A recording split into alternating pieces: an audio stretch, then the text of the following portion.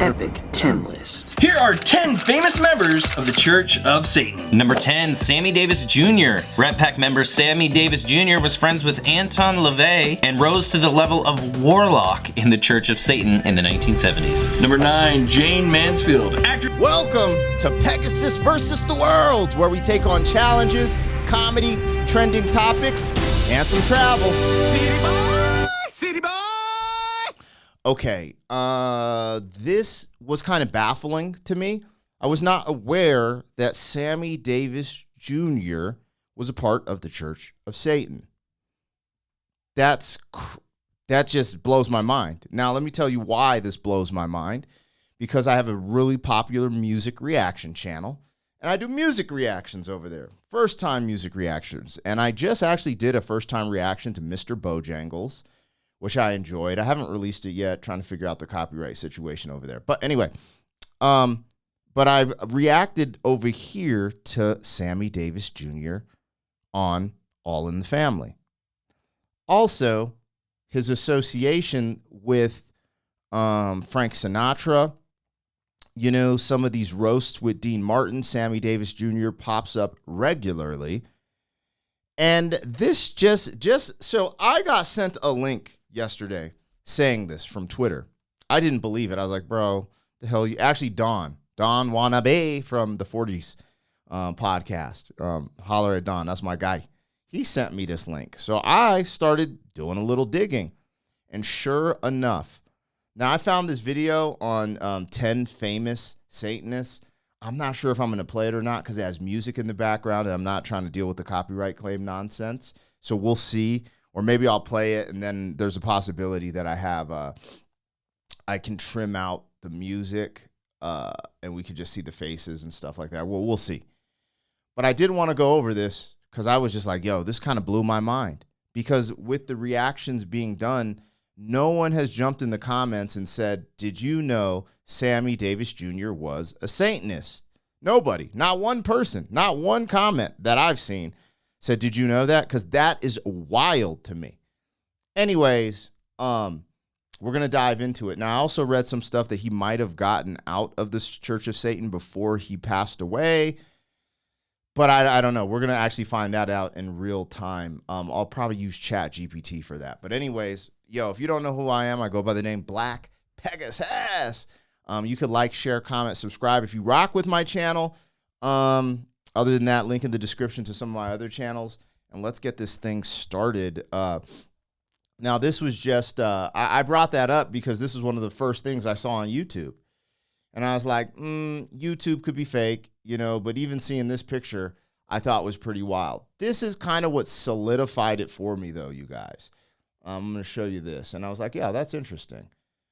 One, when you type in his name in Satanist, the first thing that pops up is Wikipedia. In 1968, Davis attended a Satanist ceremony for the first time. Following his appearance in the 1973 comedy Poor Devil, he became an honorary warlock in the Church of Satan and was a friend of his high priest, Anton LaVey. Even after cutting ties with the church, he continued to perform satanic rituals. Now, we never know how much we can trust Wikipedia. I had to learn that the hard way during 2020.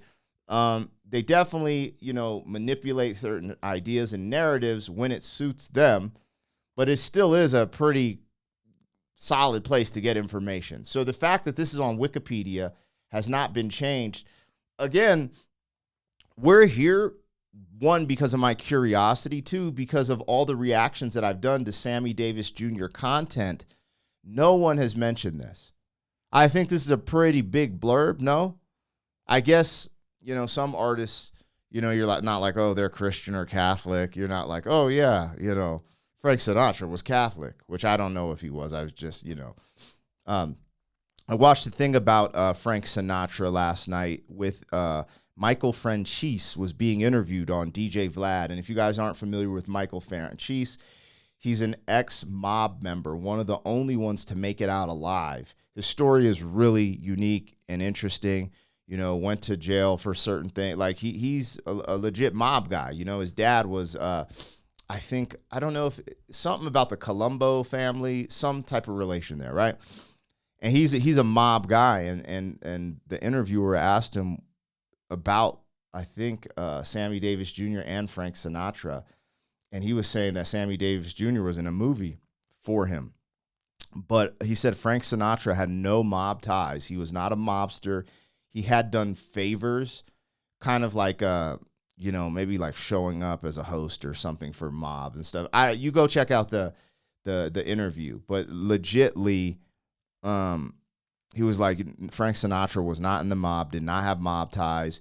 You know, he might had some affiliations by understanding how the mob worked, and just like maybe showing up to a party and singing or something. I'm just making an example.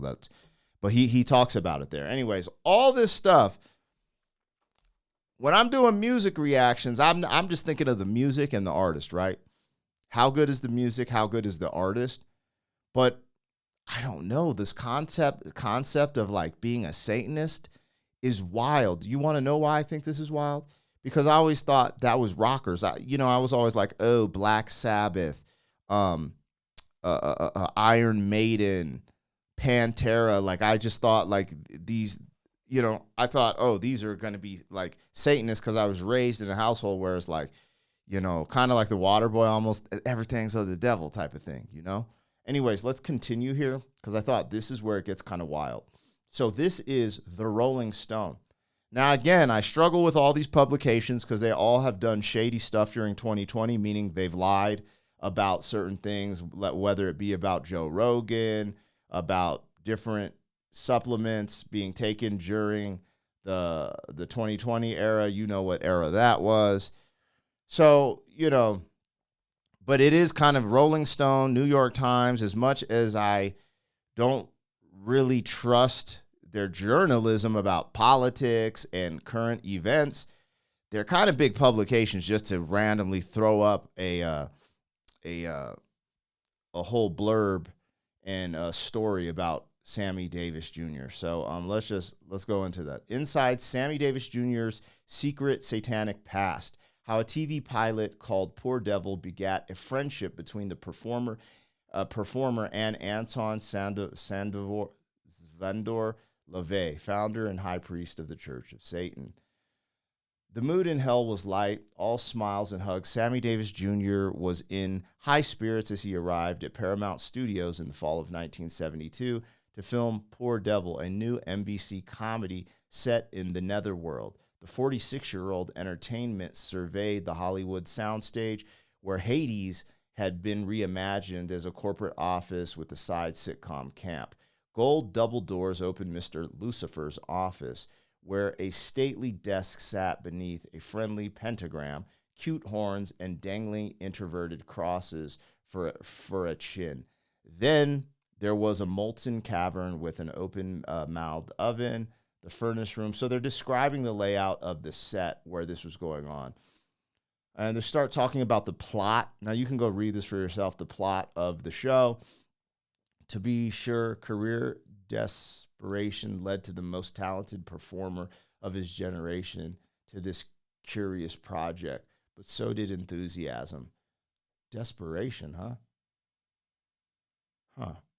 Davis later proclaimed, I have desperately wanted to do Poor Devil, although the project would be systematically written out of Davis's biography and pop culture history. The optimism seemed justified. At outset, he landed his friend Christopher Lee, Dracula himself, to play Rafis Lucifer and lured the odd couples Jack Klein. Okay, so this is about the movie, which I've never seen. Let's go through this. You can't stop pretending we're different, Earl Davis Jr. I haven't read through this. I just saw the article and thought I'd go over it with you guys live. As Diane Haggerty. So we're still in talking about the TV. I nearly fell out of my chair. Reactions to the scene. Okay. I want to get into him meeting Levy. So here we go. He's on the set. Levy didn't need to see the show to appreciate its PR potential. So Haggerty and Aquino hatched a plan. Initially, the aim was to get LaVey screen time and perhaps to have an episode shot at the Black House. Aquino suggested that the high priest of the Church of Satan invite the star of Poor Devil to become an honorary warlock.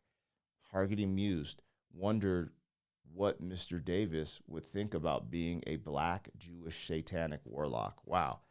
So Sammy Davis Jr. was a Jewish black, and then he became a satanic warlock. Is that what they're telling me here?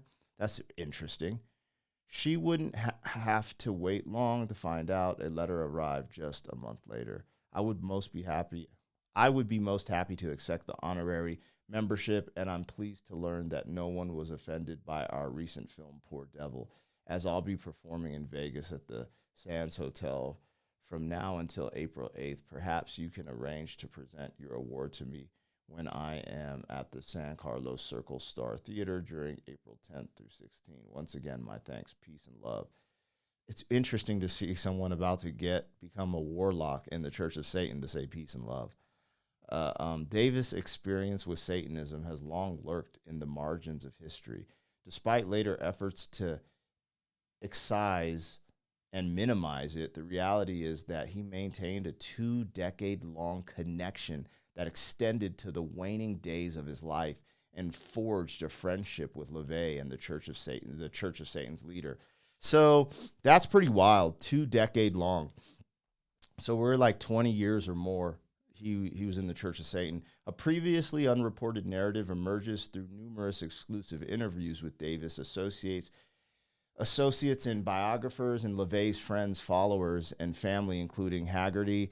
I don't know if I'm saying that right. His last companion, Blanche Barton, and his grandson, Stanton LaVey, sharing a need for adoration. The two showmen built a meaningful, if improbable, bond. For Davis, a beloved entertainer who tasted bitter rejection from nearly every quarter, this longing for acceptance drew him to judgment-free Satanism, led him to LaVey, thanks to a peculiar TV pilot. So this is interesting. Was Sammy Davis Jr. rejected from a lot of different roles? Was Sammy Davis Jr. rejected from a lot of different TV roles and music engagements? ? I was reading a blurb that said rejection is what led to him doing a TV pilot, which then led to him becoming a member of the Church of Satan. Let's see what ChatGPT says. Poor Devil would never have existed without a bit of satanic serendipity. When Davis met with the NBC brass in 1972 to discuss projects, he bounced a comedy concept off them, a vague pitch about a guy working for the man downstairs.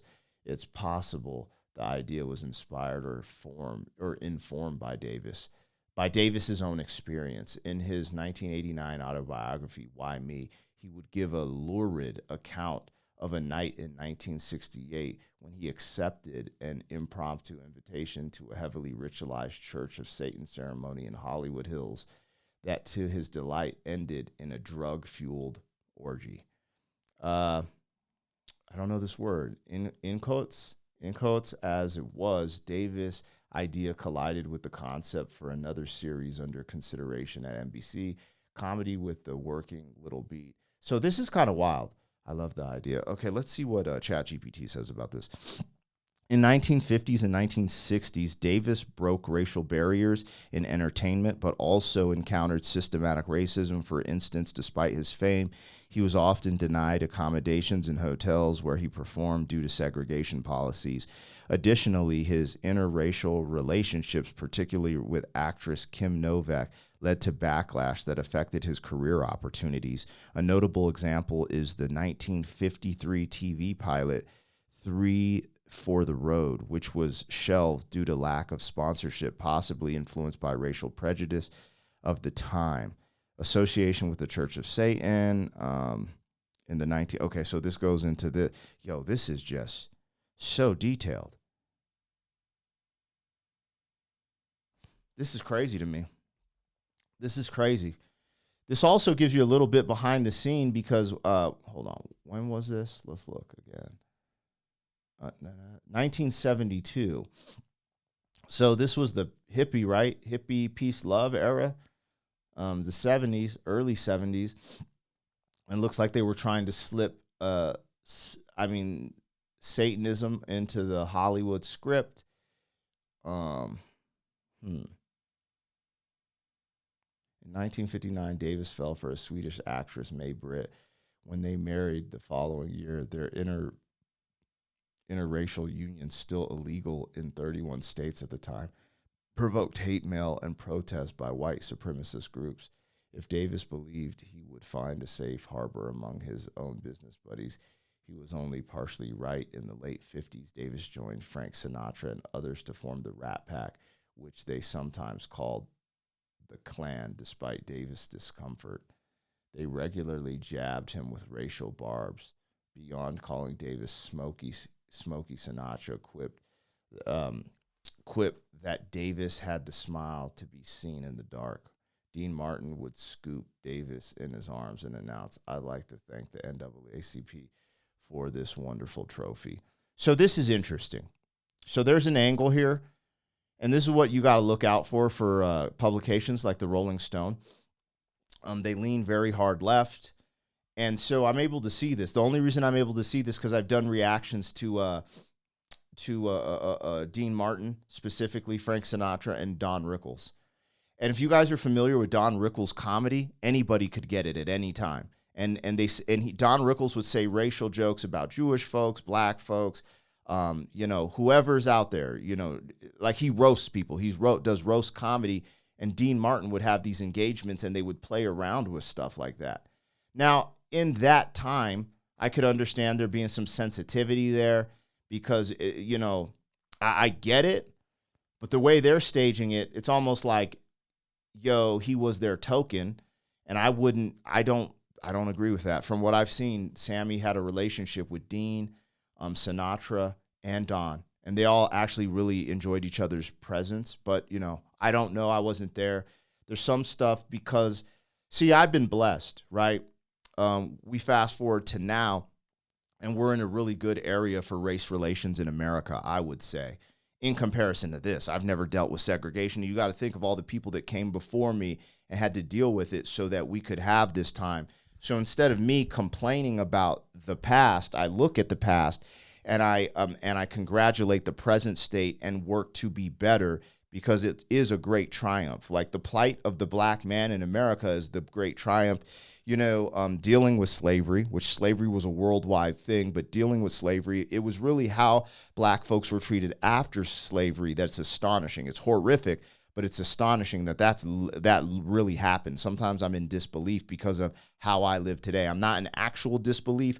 You guys get the metaphoric value there. Like, it's so crazy how I'm able to benefit from this system. My black friends, I have black homies who are millionaires, benefit from this system, have huge voices all over the world. Some of my rap friends that other black voices don't get because they're not American. So this great triumph that has happened is amazing. And there's always work. We can always work to be better humans, period. But I always have to look back and just be somewhat critical, but also look back and be like, dude, this is awesome. Because I've noticed in this current moment, people are looking back and saying, America's the most racist country. It's the worst country to be a part of, all these different things, when that's an absolute lie and not true. And going back and seeing these things can show you, So anyways, I'm not going to go too deep. These are articles you can look up. Please tap it in the comments if you knew this, because I did not know this. And it's kind of freaking me out. It's tripping me out. I'm going to play this as we ride off into the sunset. Actually, no, I'm not, because it has music. And I don't know any of these folks, but I skimmed through this last night, and this was what didn't surprise me. Marilyn Manson was a part of the Church of Satan, which, he has the imagery for it, but Sammy Davis Jr. didn't. Also, this brother, who was this? I forgot. This kind of tripped me out. He's a part of the Church of Satan. Let's see his name real quick. Bible. Number 6, Liberace, pianist and... Liberace. So I don't know if I've heard his music or anything, but I've heard his name. So Liberace was and this dude, what's the group? Sell something. They have that bit. Watch this dude. I reacted to his song. Hold on. Church of Satan. Almond. Soft Cell frontman Mark Almond, who wrote hits like Tainted Love and Yeah, Tainted Love. Something Sell. Something Sell is the name of the group. Tainted Love. So this dude, Mark, is a part of the Church of Satan. These are just, it's just interesting to me. It's super interesting. You know? It's just wild. I have to look into more of LaVey, because I think he's like the orator of all of this. You know, it's just, I don't know. You know, I'm a Christian, so this like totally baffles me. You know, and this would be what I think people would consider super underground and subculture, in the sense of, you know, America was founded as a Christian nation. So this is the type of stuff my mama warned me about. She was like, you know. But again, I don't even, you know, there's a lot of missing pieces here for me. So I'm going to leave it at that, because, you know, I would have always thought the Satanism and Church of Satan started, you know, way before, you know, since the early years with, you know, let's say witches, warlocks, and people who believed in more of dark energy versus, you know, the light. And, but from what I've seen, the Church of Satan in America was founded by this guy, you know? So I just think, I don't know. There's so much here. I have so many questions.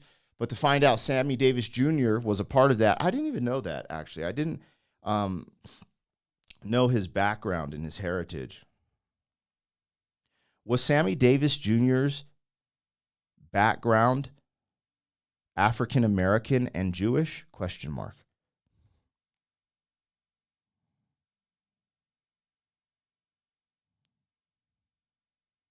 That's crazy. The reason I like that is because I'm mixed. I'm a mixed kid. And so when I see actually, I should have looked if he was like practicing or one of his parents.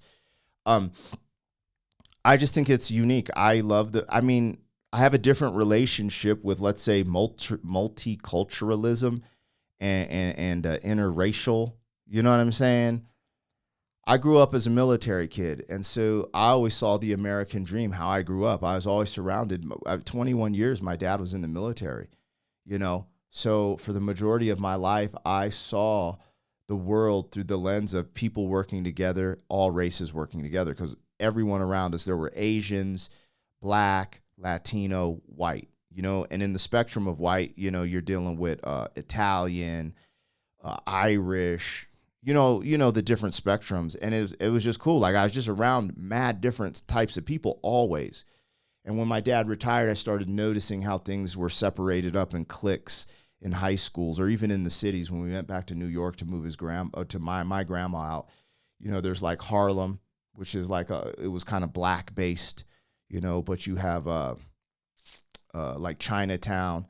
I know on the West Coast you have Koreatown, so I'm sure you have that out there too. You have Latin parts where there's a huge Puerto Rican or Dominican base, you know, and it was everyone kind of lived in their own. They could all get together and build. I just thought it was interesting because in the military we all lived together. Anyways, I just say that because I always, whenever I see people who are mixed in that sense, I'm like, hey, there's another one of us, because, you know, I dealt with a few little, you know, you never really fit in being mixed sometimes, especially in my earlier years. But, you know, as societies. Anyways, that's a whole nother. This one was about Sammy Davis Jr. Y'all tapping into the comments because I'm rambling now, but that's wild to me. City boy, city boy.